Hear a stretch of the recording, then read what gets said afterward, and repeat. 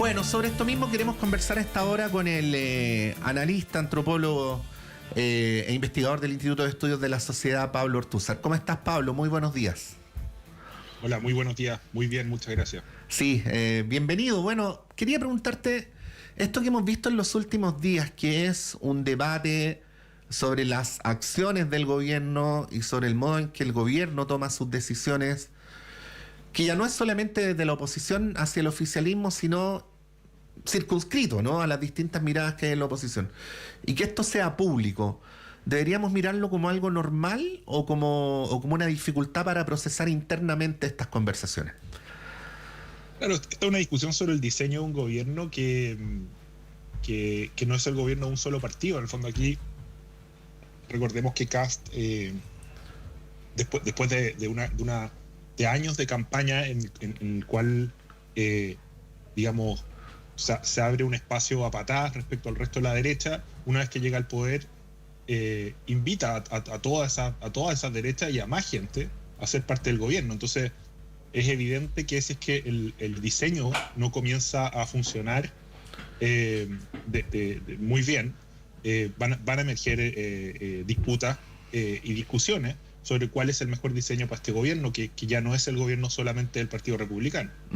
Ahora, ¿está, en tu opinión, Pablo, funcionando mal? ¿O qué palabras usarías agregando lo siguiente? Lo que sí es consensual es que hay ciertas cosas que son atípicas. No se había visto un segundo piso con tantas atribuciones, un Ministerio de Hacienda con tantas atribuciones. Bueno, ahí te dejo la palabra para que tú te puedas explayar en el punto. Claro, que en el diseño original Kast mantenía cierto control sobre el gobierno a través del segundo piso, ¿cierto? Ese es como parece ser la idea, ¿no? idea original. Claro. Pero eso requería un segundo piso muy eficaz, porque obviamente apenas si se cometía cualquier error, si las cosas comenzaban a no salir tan bien, ese segundo piso iba a comenzar a tambalear y a ser cuestionado por los que habían sido en el diseño subordinados a él. Es lo que está pasando. Ahora, está pasando, pero al mismo tiempo la popularidad de Kast no ha caído lo suficiente como para que, dar por desahuciado el diseño. Ese es el otro lado, creo yo, de la moneda. Para las decisiones que se han tomado, la verdad es que la caída en apoyo y popularidad ha sido importante, pero quizá menor de lo esperable. Y en el caso de Hacienda es interesante porque obviamente en el diseño original se asumía que la bandera principal iba a ser seguridad. Por lo tanto, el Ministerio portaestandarte del gobierno iba a ser seguridad. Y hasta ahora el Ministerio de Seguridad ha sido una serie de escandalillos. La ministra Steiner no ha logrado remontar esa situación. Cuando aparecen las noticias, de hecho las encuestas también la asocian más bien a estos escándalos de poca monta que a su cartera. Entonces, y ahí eso le permitió al otro ministerio que tenía fuerza que siempre ha tenido fuerza, digamos, pero que en este caso terminó comiéndose el show completo, que es Hacienda, ganar cierto el protagonismo que tiene. Ese es más o menos, yo creo, lo que ha ido, la foto de lo que ha ido pasando. Sí. Una de las consecuencias que hemos visto aquí, Pablo, es que los ministros no están consiguiendo suficientemente blindar, vamos a decirlo así, al presidente de las consecuencias más indeseables de las medidas que se toman, ¿no? Esto, para decirlo más directamente, de un presidente saliendo a defender a sus ministros, parecería ser, al menos según el manual, algo que va en la dirección opuesta como debería ser, ¿no? ¿Cómo lo ves tú? Porque uno, mirado desde la distancia, podría decir también, bueno, esta es una consecuencia de haber nombrado un gabinete donde, salvo un par de excepciones, la gran mayoría no tiene experiencia política en estas lides. La misma ministra Steiner, en una entrevista del pasado fin de semana, reconoció que parte de sus problemas comunicacionales, así los definía ella, se atribuían a su falta de experiencia. O ella los atribuía a su falta de experiencia, claro. Claro, eso es un problema que parte del diseño original. En el fondo trae a demasiada gente del mundo privado sin experiencia política previa y eso lo vuelve a él directamente responsable de todo lo que esas personas hagan. Eh, y, y además, generalmente es como un favor. Fue y le pidió por favor a alguien que asumiera un cargo sin gente que no tiene experiencia en este tipo de cosas. Y por lo tanto, obviamente, todos los problemas que tenga esa persona, uno, le llegan directamente al presidente, y dos, él se va a sentir obligado, obviamente, a salir a defenderlo, ya que los metió, digamos, en este problema. Ese es como el gran problema general de este tipo de gabinetes con demasiado gente sacada del sector privado y digamos, arrojada a lo público. Sí, pensaba mientras te escuchaba, Pablo, que a lo mejor es más probable que el problema se siga manteniendo a que estos ministros logren aprender rápidamente cómo desarrollar de la mejor manera los roles que son inherentes a su cargo, ¿no? ¿Cómo lo ves? Porque por el otro lado pasa lo siguiente, ¿ah?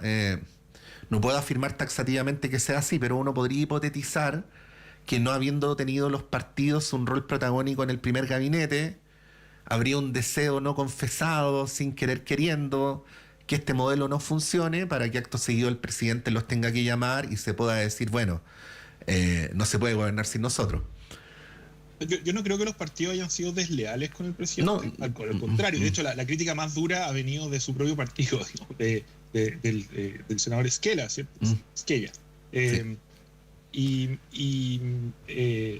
Pero sí, obviamente los partidos ven con mucha desconfianza, o no, más que desconfianza en el sentido de que no creen que esto sea una buena idea ni que resulte bien, que la mitad o más del gabinete sea gente que no proviene, que no sabe de política, digamos, que no se mueve en ambientes políticos. Entonces, obviamente están esperando que haya un cambio de gabinete y entrar ellos. Y esto se ha repetido no una vez, sino ya en los últimos años demasiadas veces, ¿cierto? En política, de que uno sacar gente que de espacios, digamos, que se suponía que iban a ejercer bien el rol público por una u otra razón, pero al final era mucho más inteligente, aunque fuera aburrido, digamos, poner gente con experiencia. Entonces sí, yo creo que los partidos están esperando un cambio de gabinete para adquirir mayor protagonismo. Y también creo que esto no se puede arreglar en un par de meses. Digamos, la falta de experiencia política es muy difícil no es que se pueda hacer un curso express, un propedéutico, ¿cierto? Y terminar siendo un buen político. Toma más tiempo. Y lo que sí, claro, la pregunta es cuánto, porque aquí está Kast, y el presidente Kast está invirtiendo su capital político en sostener a estos ministros. Y la pregunta es cuánto tiempo él considerará que eso es razonable, útil, digamos, y eso lo vamos a ver probablemente en los próximos meses. Estamos conversando a esta hora de la mañana con Pablo Ortúzar. Pablo, ¿y dónde ves los principales problemas en el gabinete? Si quieres lo analizas ya hemos hablado un poco sobre la estructura, ¿no? Como sobre la idea de funcionamiento del gabinete en general, pero en lo particular, ¿dónde ves las principales dificultades? El fallo principal, creo yo, es lo que está pasando en seguridad, ¿cierto? Porque ese iba a ser el gran pilar del gobierno. Ahora, y todo lo que ha ocurrido en torno a ese ministerio muestra problemas, improvisación, desde el nombramiento de la ministra Steiner, que ella sale, ¿cierto?, del Poder Judicial, ingresa y se convierte en ministra, ¿cierto? Pero y se acuerdan esa polémica de cuándo la habían contactado, si había sido antes, si había sido después, porque ya había una sensación extraña de por qué si esta es la bandera principal del gobierno, no tenían nombres de antes, no tenían un programa más detallado, no tenían. Entonces ahí lo que se terminó viendo era improvisación en el área que era supuestamente la joya de la corona, ¿cierto?, de este gobierno. Y lamentablemente la ministra, además, después de eso, ha ido de un problema en otro sin lograr, digamos, tomar control de su propia agenda. Entonces, es un ministerio cojo, que no es como si estuviera cojo bienes nacionales, ¿cierto? Era el ministerio clave. Y por eso este gobierno se ha terminado tratando más de reformas económicas que de combate contra la delincuencia, que es muy raro porque esa no era su principal bandera. Y el segundo problema ha sido, ¿cierto?, que ya todo el mundo lo ha identificado y todo, y hay algo siempre hay algo de misoginia involucrada en este tipo de dinámicas, pero el caso de la vocera, Mara Seini, también muestra una persona con muy poca experiencia en un gobierno donde el presidente está muy expuesto por el diseño que habíamos hablado antes. Sí. Entonces, poner a alguien con poca experiencia política en una posición en la que, dada la dinámica del diseño, va a recibir muchísima presión, va a recibir muchísimo fuego, también es una mala idea, ¿cierto? Y está evidentemente sobrepasada por la situación en la que se encuentra. No tiene las herramientas para lidiar con ese nivel de presión sobre ella, que es una presión que va sobre el presidente, obviamente. Sí. Ese yo creo que son los dos puntos más críticos, ¿cierto?, de la administración. Ahora, siguiendo tus propias palabras, Pablo, esto, con características distintas, por cierto, ya había ocurrido, por ejemplo, en el primer gabinete del presidente Piñera, del primer gobierno, quiero decir, o en el primer gabinete del presidente Boric. Y no recuerdo si lo hablamos. El gabinete del segundo gobierno del presidente Piñera también. Sí, claro. También estaba el problema de las jupis durante el segundo gobierno de la presidenta Bachelet. Claro. Siempre, o sea, como que viene siendo un problema hace rato ya. Claro, entonces yo no me acuerdo, Pablo, si en las entrevistas que hemos tenido en los últimos meses lo hablé directo contigo, pero sí recuerdo que acá en los paneles se habló algo así como que en el diseño era previsible la ocurrencia de este tipo de problemas, ¿no? ¿Cómo ves aquello? Porque, claro, todos somos generales después de la batalla, pero uno podría decir, sentado así cómodamente en mi asiento de periodista un día 4 de mayo, esto se veía venir. Claro, lo que pasa es que es difícil porque hay una degradación de la dinámica interna de los partidos políticos también. De hecho, eso se demostró en Piñera 2 con el tema de los retiros y en Boric con las votaciones, que en el fondo la mitad del Frente Amplio y el Partido Comunista no votaron con el gobierno un montón de leyes que estaban siendo impulsadas por el gobierno. Entonces, entre que la garantía que te ofrecen los partidos ya no es lo que era, ¿cierto? Y que uno dice, bueno, pero yo tengo a toda esta gente que se ve capaz, que maneja los temas, que, digamos, puede pasar por algún tipo de complicación en un inicio, pero después va a lograr montarse en el macho, como decían. Claro, está esa idea, ¿cierto? Que aquí uno puede, bueno, por último, en el peor de los casos, los cambios, esa puede ser la idea, pero a veces las consecuencias son bien graves y muy complicadas. Lo vimos en el caso de Isquia Siche, ¿cierto?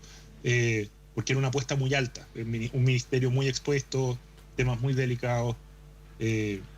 Entonces, bueno, es como que el proceso de renovación de la política igual involucra este tipo de problemas, pero no tiene una salida tan obvia, como no es que los presidentes sean tontos, sino que se dan cuenta, o sea, también ven que lo que le ofrecen los partidos tampoco es como una gran lealtad, ni tanta fortaleza, ni que tengan, digamos, pura digamos,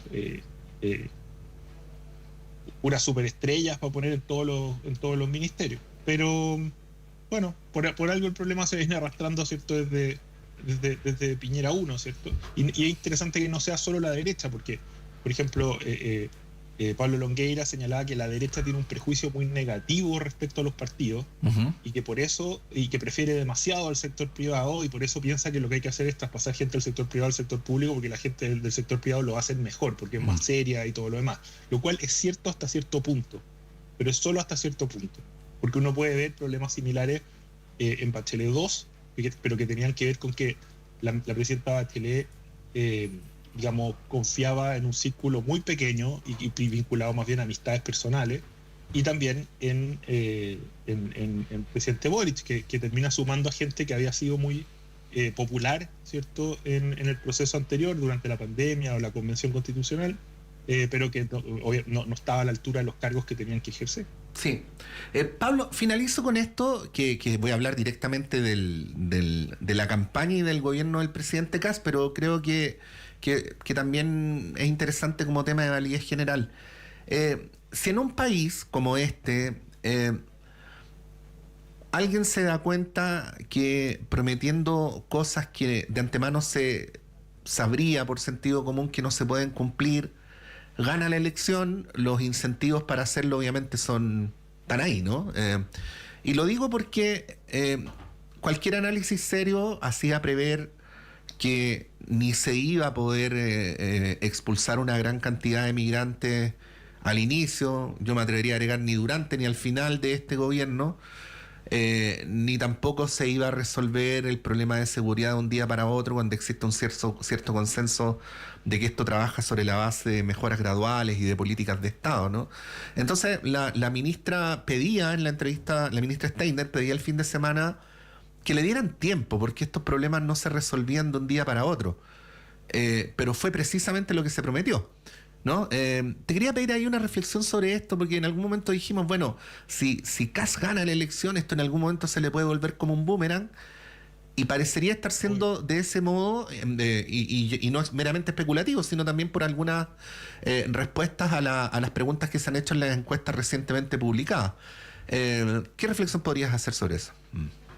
Bueno, en todo el mundo hoy día hay una disociación entre las campañas y los gobiernos que es muy, la verdad es que es muy repulsiva para los que nos dedicamos a observar la política, porque vemos que de izquierda a derecha, de centro, los nuevos populismos, todo el mundo hace campañas estruendosas, digamos, como en la dinámica de Sin Filtros, por ejemplo. Pero luego al gobernar dan 10 pasos hacia atrás, porque evidentemente no se puede gobernar con ese nivel de estruendo. Es incompatible la lógica de la campaña con la lógica del gobierno. Y esta disociación es cada vez más marcada, y la verdad es que va profundizando finalmente la desconfianza ciudadana en la política. Y va pavimentando el camino, ¿cierto?, a regímenes populistas. O demagógicos, más bien, más precisamente. Entonces, nada, la verdad es algo terrible, pero que no es propio ni solo, digamos, de este gobierno. Es la dinámica política que está consumiendo las democracias occidentales. Y sí, o sea, este tema del hiperrecorte al presupuesto, que todos le dijeron que esto que no era real, que no era posible que se hiciera. Y de expulsar a todo el mundo, tampoco tenía sustento, obviamente. Pero los presidentes, cuando ganan ahora, es como, bueno, sí, es que eso lo dije en campaña, como si la campaña disculpara, ¿cierto?, decir cosas tremendas y exageraciones locas, y después diera lo mismo. Y lo hemos visto lamentablemente en todas las... estamos sumergidos en esta dinámica desde izquierda y desde derecha. Si no, tendríamos transporte gratis y el CAE habría estado perdonado, o sea, y chorrearíamos plata por todos lados, tendríamos el sistema de transporte. Teníamos ahí a Pablo Ortúzar, tuvimos una pequeña interrupción. Pero me da la impresión que... Pablo, sí, justo se produjo una interrupción, pero te devuelvo la palabra. Sí, si revisamos las grandes promesas de los últimos años en la política, deberíamos tener el sistema de transporte de Noruega, el sistema de salud de Inglaterra, el sistema educacional de Finlandia, las pensiones de Suecia. No tenemos nada de eso. Solo promesas como incumplidas, gente enojada. Y esa frustración va alimentando, va degradando nuestra democracia. Y eso está pasando en todo el mundo hoy día. Sí, pues es muy pernicioso. Bueno, en este caso que estamos conversando, que es directamente el de la otrora candidatura de José Antonio Kast, actual presidente, pero lo hemos visto en otros casos también, afirmaciones del tipo, bueno, el hecho que esté en el programa no nos obliga a cumplirlo. Bueno, debería haber, debería haber un mayor respeto, puede ser muy idealista, pero debería haber un mayor respeto por la palabra empeñada en campaña, ¿no? Ahora, lo curioso, esto tiene que nacer de los ciudadanos también. Yo sí. no culpo solo a los políticos, porque es verdad que nosotros también estamos acostumbrados a consumir la política como espectáculo y después nos quejamos de que sean poco profesionales o que no sean tan serios, pero fíjense que, no sé, pues, hoy día es el programa Sin Filtros el que produce candidaturas, impulsa, etcétera. O sea, esto es como un mal que se alimenta a sí mismo. La frustración hace que las personas, en vez de decir, oye, ya sabéis que parémosla con la polarización, porque estamos eligiendo ya cualquier cosa de pura rabia y promesas que sabemos que no se van a cumplir. Pero es como vamos al siguiente más enojado, y así. Entonces no vamos a salir desde acá si es que no hay un giro hacia la seriedad, ¿cierto? Y a demandas de moderación y de seriedad por parte de la propia ciudadanía. Bueno, hemos conversado con Pablo Ortúzar. Pablo, muy buenos días, gracias por esta conversación y que tengas una buena semana. Igualmente, gracias a usted y que viva la Universidad de Chile. Bueno, siempre Pablo Ortúzar dice eso al final de esas entrevistas, de las entrevistas que tenemos, y obviamente lo refrendamos, era que no. Son las 8:34, breve alto y a la vuelta a nuestro panel de conversación.